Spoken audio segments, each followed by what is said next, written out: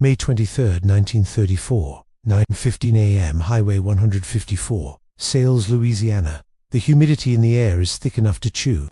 Inside a 1934 Ford V8, the smell of cordite and burnt oil lingers like a bad memory. The engine is ticking, cooling down in the sudden, violent silence of the pines. Glass fragments on the dashboard catch the morning light, shimmering like diamonds over a pool of dark, spreading red. For a moment, the world is still. Then, the sound of boots on gravel. A lawman approaches the car, his Winchester still warm. He looks at the two figures slumped in the front seat. They aren't legends anymore. They're just two kids from Texas who ran out of road. But to understand how the most famous outlaws in American history ended up as a collection of lead and broken dreams in a Louisiana ditch, we have to look at the man who almost handed them the keys to their final escape. 3 days earlier, Dallas, Texas, 11:30 p.m. Jimmy Redmiller was 22, and he was the fastest driver in the tri-state area. He wasn't a killer. He was a mechanic who knew how to make a flathead V8 scream. He was sitting in the back of the Blue Goose, a dive bar where the smoke was thicker than the whiskey. Jimmy had a pen in his hand. On the table was a contractor, legitimate job driving cross-state freight for a transport company. It was his ticket out of the grease pits. The ink was wet. He was seconds away from a clean life. Suddenly, the front door didn't just open. It exploded against the wall. The jukebox skipped, a needle scratching across a jazz record. The air in the room changed. It went cold. Two figures stepped into the dim amber light. The man was slight, wearing a suit that looked too big for his frame, his eyes darting like a trapped animal. The woman had a beret tilted at a defiant angle, a cigarillo hanging from her lips, and a limp that told a story of 1,000 narrow misses. But it wasn't their faces that froze Jimmy's heart. It was the Browning automatic rifle bar slung over the man's shoulder and the heavy steel of a Colt .45 pointed directly at the ceiling. "Nobody moves," Clyde Barrow whispered, and the room obeyed. Jimmy looked at the contract, then he looked at the barrel of the gun. He realized then that some deals aren't signed with ink, they are signed with blood. Clyde leaned over the table, his shadow swallowing Jimmy's future. "I hear you're fast, kid," he said, the smell of gasoline and cheap perfume radiating off him. "But let's see if you're faster than a bullet." May 21, 1934, 1:20 a.m., West Dallas, Industrial District. The rain began to fall in heavy, rhythmic sheets, drumming against the corrugated tin roofs of the warehouses. Jimmy sat in the driver's seat of a stolen Ford, his knuckles white against the steering wheel. In the rearview mirror, he could see Bonnie Parker. She was cleaning a wound on Clyde's leg with a rag soaked in moonshine. The car smelled of damp wool, copper, and desperation. "Keep your eyes on the road, Red," Bonnie snapped, her voice a raspy blade. "The law in this town is twitchy. One wrong turn, and we're all Swiss cheese." Jimmy knew these streets. He grew up in the Devil's Back Porch, the slums of West Dallas, where poverty was the only law. To the public, Bonnie and Clyde were folk heroes, Robin Hoods with machine guns. To Jimmy, they looked like ghosts. They were gaunt, exhausted, and vibrating with a manic energy that suggested they hadn't slept in 48 hours. 2 years earlier, the Prentice Garage. Jimmy remembered seeing Clyde back when he was just a small-time thief, stealing chickens and bikes. Back then, Clyde was a boy who loved music and fast cars. But the Texas prison system, specifically the Eastern Prison Farm, had broken that boy. They had turned him into a vengeful spirit. Jimmy had stayed clean by keeping his head under a hood, fixing the cars that the law used to chase men like Clyde. The irony wasn't lost on him. He was now the engine behind the very chaos he had tried to avoid. "Why me?" Jimmy asked, his voice trembling as he bypassed a police checkpoint by swerving into a mud-slicked alleyway. Clyde leaned forward, the cold muzzle of his pistol brushing against Jimmy's neck. "Because the last guy got scared. And scared men make mistakes. I don't pay for mistakes, Jimmy. I bury them." Cliff reached into a leather bag and pulled out a stack of crumpled bills banknotes from a heist in Indiana. He tossed them onto the passenger seat. It was more money than Jimmy would have made in 5 years at the freight company. "That's your down payment," Bonnie said, lighting another cigarette. "The rest comes when we cross the border into Louisiana. We have a meeting. A friend." Jimmy looked at the money. It felt heavy. It felt like a curse. He knew that in the eyes of the FBI and the Texas Rangers, he wasn't just a driver anymore. He was an accomplice. He was part of the Barrow gang. As they cleared the city limits, a pair of headlights appeared in the distance, closing fast. Not a police siren, but a black sedan that Jimmy recognized. It belonged to Frank Hammer, the man hired to hunt them to the ends of the earth.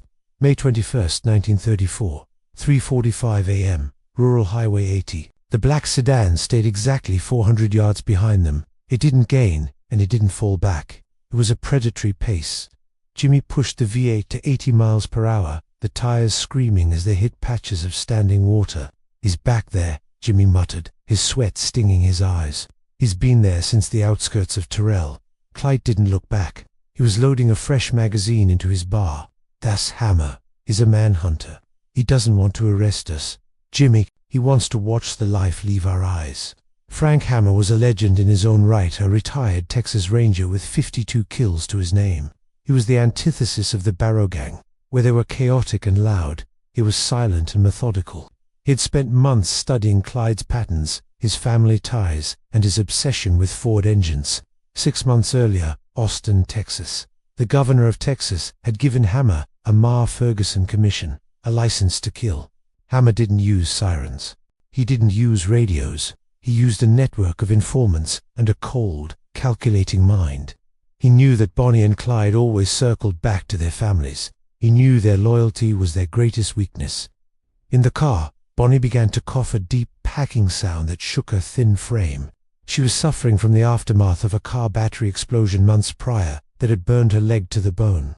She was dying slowly, even without the bullets. "Take the back roads through the piney woods," Clyde ordered. "We need to lose him before we reach Methvin's place. If Hammer sees where we're going, Henry's father will sell us out just to save his own skin." Jimmy yanked the wheel, sending the car sliding sideways into a dirt track hidden by overgrown brush. The suspension groaned, metal scraping against rock. He doused the headlights, plunging them into total darkness. They sat in the blackness, breathing hard. The sound of the black sedan roared past on the main road, its engine a low, menacing growl. For a moment, they were safe, but Jimmy could feel the noose tightening. Every decision he made now was a choice between a quick death by a bullet or a slow death in a cell. Bonnie turned to Jimmy, her face pale in the moonlight. "You think you're different from us, don't you? You think you can go back to that shop and your wrenches. But look at your hands, kid. They're covered in our grease now. There's no going back." May 22nd, 1934. 11 a.m. near Bingville Parish, Louisiana. The friend Bonnie mentioned was Henry Methvin, a gang member whose family lived in the swampy woods of Louisiana. The plan was simple: rendezvous with the Methvins, swap cars, and head toward the coast. But the air felt wrong. The birds were silent in the cypress trees. Jimmy stood by the car, wiping grease off his hands, while Clyde talked in low tones with Ivy Methvin, Henry's father. Ivy was a man who looked like he was carved out of old wood, weathered, tired, and terrified. "The law was here," Clyde Ivy whispered, his eyes darting toward the woods. "They took Henry. They said if I didn't help him, they'd hang him." Cliff's hand drifted toward the pistol in his waistband. "And what did you tell them, Ivy?" "I told them nothing. I swear on the Bible." Ivy's voice cracked. Jimmy watched the exchange from a distance. He saw the way Ivy's hands shook as he offered Clyde a jar of moonshine. It was a classic trap, a scene played out 1,000 times in the history of outlaws. The family, the last sanctuary, was always where the betrayal took root. Frank Hammer had already met with Ivy Methvin. He had offered him a deal, a full pardon for his son Henry, in exchange for the location of the next meeting. Hammer knew that Clyde felt a sense of duty toward his men. He used that honor against him. It was a psychological game of chess where the pieces were made of human lives. Jimmy noticed a flash of metal in the tree line about half a mile down the road. It was just a glint, the sun hitting a scope or a polished fender. "Clyde, we gotta go," Jimmy said, walking over. "Something's not right. The road is too quiet." Cleve looked at Jimmy, then at Ivy. He saw the fear in the old man's eyes. For the first time, Jimmy saw a flicker of doubt in Clyde Barrow. The man who had outrun every cop in the Midwest realized he had finally been cornered by a father's love for his son. "Get in the car," Clyde said, his voice flat. As Jimmy climbed into the driver's seat, he saw Ivy Methvin walking toward his own truck, parked awkwardly in the middle of the road. "I'll see you at the crossroads, Clyde," Ivy yelled, but he didn't look back. He was positioning his truck to block the path. May 22nd, 1934. 8 p.m., a remote campsite. They spent the night in the woods, eating cold cans of beans and bread. Bonnie was trying to write a poem in her notebook, her shaky handwriting reflecting the flickering firelight. She called it the end of the trail. Someday they'll go down together, and they'll bury them side by side. Too few it'll be grief, too the law a relief, but it's death for Bonnie and Clyde. Jimmy sat by the fire, watching them. They didn't look like monsters. They looked like exhausted children. Clyde was cleaning his guns, a ritual he performed every night. The clink of the metal parts was the only sound against the chirping of the crickets. "You have a girl back home, Red?" Bonnie asked, not looking up from her book. "A sister," Jimmy said. "She's 10. I was going to buy her a new dress with that first paycheck from the freight company." Bonnie smiled, a sad, thin line.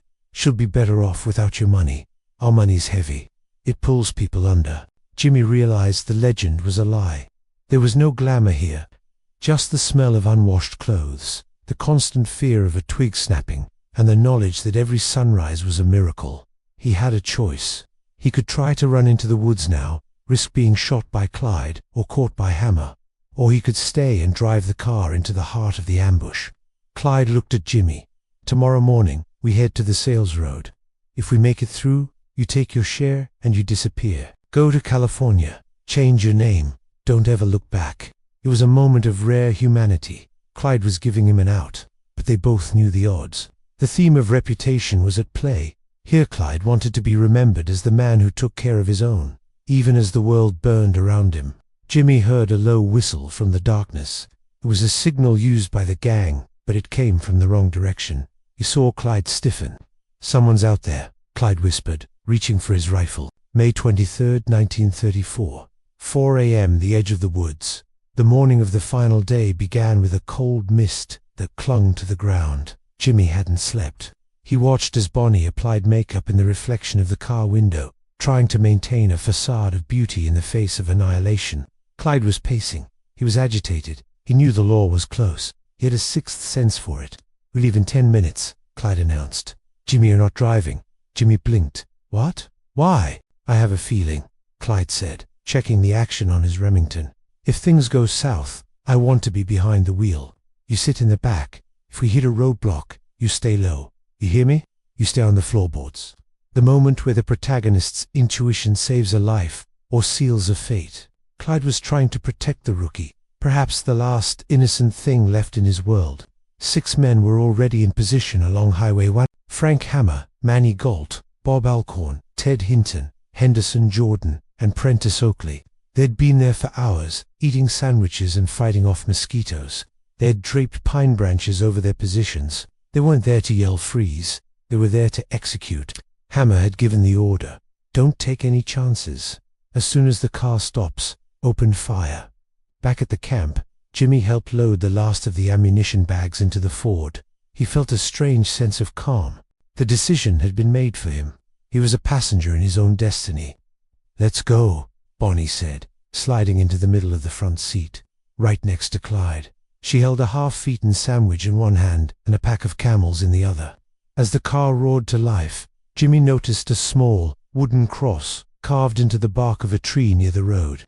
It hadn't been there the night before. It was a marker, a target. May 23, 1934, 9:05 a.m., Highway 1. The Ford V8 cruised at a steady 45 miles per hour. The sun was finally breaking through the clouds, casting long, golden shadows across the asphalt. Jimmy sat in the back seat, surrounded by bags of guns and stacks of stolen license plates. The interior of the car was stifling. Clyde was driving with one hand, his eyes scanning the horizon. "Almost there," Clyde muttered. "Once we pass the Methvin truck, we're in the clear." Up ahead, they saw it. Ivy Methvin's truck was parked on the shoulder, one of its tires removed and leaning against the fender. Ivy was standing by the hood, waving his arms like a man in distress. "Poor old man," Bonnie said. "He must have broken an axle." Clyde began to slow down. This was the moment. The trap was sprung. Hammer had told Ivy to park there, to force Clyde to slow down. It was a brilliant, cruel use of Clyde's one remaining virtue, his loyalty to his friends and family. A man who had killed police officers without a second thought couldn't pass a friend in need. Jimmy saw the truck. He saw Ivy, but he also saw something else. He saw the way the grass was flattened in the embankment behind the truck. He saw the tip of a gun barrel protruding from the brush. "Cliff, don't stop," Jimmy screamed from the back seat. "It's a setup. Drive."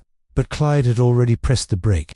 The Ford slowed to a crawl. Ivy Methvin dived into the ditch, disappearing from sight. The silence of the morning was shattered by a single shot. It wasn't from a rifle. It was a premature shot from Prentice Oakley's .35 Remington. It tore through the air and struck Clyde Barrow in the temple, killing him instantly. May 23, 1934. 9:15 a.m. The kill zone. The world turned into a storm of lead. As soon as Oakley fired, the other 5 lawmen opened up with everything they had: automatic rifles, shotguns, and pistols. The sound was deafening, a continuous roar that echoed through the pines like a freight train. Jimmy dived for the floorboards, just as Clyde had told him. Above him, the world was disintegrating. The windows of the Ford shattered, spraying glass like hail. The metal body of the car rang out as bullets punched through the doors. He heard Bonnie scream a high, piercing sound that was quickly swallowed by the gunfire. Then, he heard the rhythmic thud-thud-thud of bullets hitting flesh. The lawmen didn't stop. They'd been humiliated by this couple for 2 years. They had seen their fellow officers murdered. This wasn't a tactical operation. It was an exorcism. They pumped 167 rounds into the car. The Ford continued to roll forward, Clyde's foot heavy on the clutch, then slipping. The car drifted into the ditch, tilting at an angle. Jimmy felt a searing pain in his shoulder, a stray bullet grazing the bone. He smelled the iron of blood and the acrid smoke of the lawmen's guns. He pressed his face into the floor mat, praying to a God he hadn't spoken to in years. "Stop! Stop!" someone yelled. The firing ceased. The smoke began to drift away. The only sound was the hissing of the radiator and the faint, rhythmic dripping of liquid onto the road. Jimmy looked up. Through a hole in the seat, he saw Bonnie's hand. It was still clutching the sandwich, but it was stained deep crimson. Then, a shadow fell over the car. A door handle turned. May 23, 1934, 10:30 a.m. The scene of the crime. The lawmen approached the car warily. Frank Hammer walked to the driver's side. He saw Clyde, his head resting against the steering wheel. He saw Bonnie, her head slumped between her knees. They were unrecognizable. Then, the back door creaked open. Jimmy tumbled out, coughing, covered in dust and blood. He fell onto the gravel, his hands shaking. Hammer pointed his rifle at Jimmy's head. "Who are you?" Hammer asked, his voice like grinding stones. I'm just the driver," Jimmy choked out. The lawmen looked at each other. They hadn't expected a third person. In the chaos and the smoke, they had focused entirely on the front seat. Within an hour, word had spread. People began to arrive from the nearby towns. It was a circus. They tried to cut locks of Bonnie's hair. One man tried to cut off Clyde's trigger finger. The public's morbid fascination with the outlaws turned the death site into a desecrated shrine. Jimmy was handcuffed and pushed into the back of a police cruiser.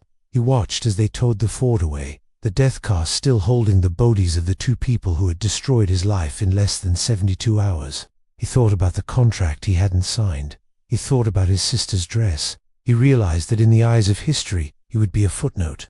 The rookie driver who saw the end of an era.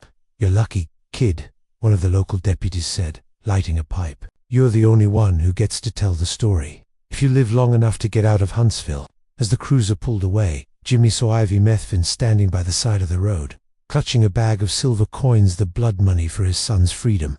Their eyes met for a split second, and Jimmy saw the true cost of survival. June 1955, a small town in Arizona.